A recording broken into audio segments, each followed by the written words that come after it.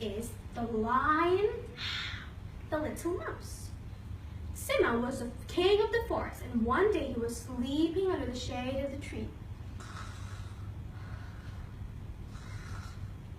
And let me tell you, Simba is very strong and has strong paws and a big, thick mane.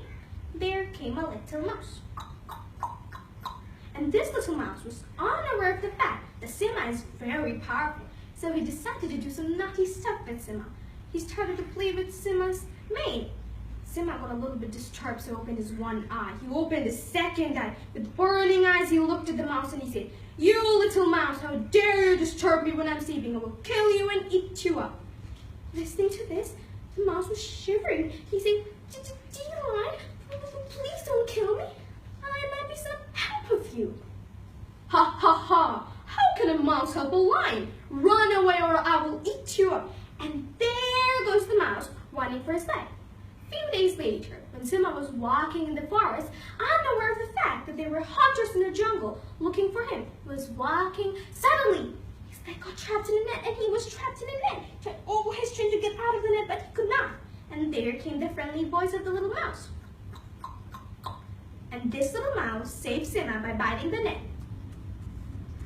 And he bit all the net, and soon Simba was freed up, and they were friends forever. You can count on me, lad. 1, 2, 3, I'll be there. And I know when I need it, I can count on you, lad. 4, 3, 2, you'll be there. 'Cause that's what friends are supposed to do. Oh yeah.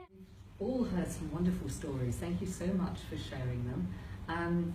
When I was little, my favourite stories were ones involving animals, and they weren't very heroic, but they were just teddy bears that came to life, or people that went off and had adventures. But I was listening to your stories, and one of the things they all have in common is that they have people who are brave or intelligent, or who overcome trouble, or who look out for each other. And I think I have a little story for you, which I came across years and years ago, but actually listening to yours brought it back to mind.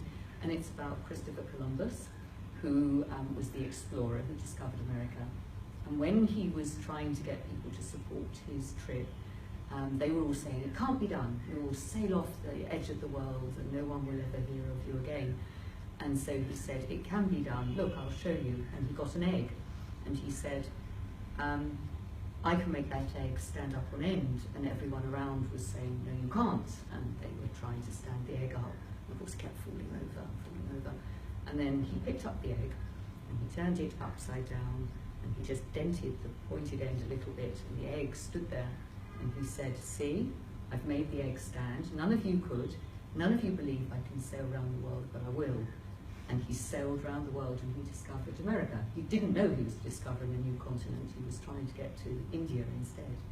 But I think that that is quite a good story, because it's about not being told that something can't be done. It's like your man who melts the egg, or it's about being brave, like the people that went under the bed, or about helping others, and or just using wisdom. Yes. So for me, it's not quite the story I thought I would share, which would be something about a bunny rabbit or a teddy bear. But I think this is a better story, because I think it captures all of yours. And while you were telling me yours, I was trying to work out what I would say. Because I think the thing about reading and stories and childhood is that it's a time when actually you learn about the world. You learn about the world through telling stories, through inventing stories. And the important thing is to think that almost anything is possible. You, all children, and you here, you've all done so well, you're prize winners. You believe that things are possible and you can change the world in small ways or big ways. And you need your friends, and you've got friends, and you need to believe in the future, and you can make it happen. So that is my message, I think, for Universal Children's Day. And thank you to all of you for sharing your stories with me.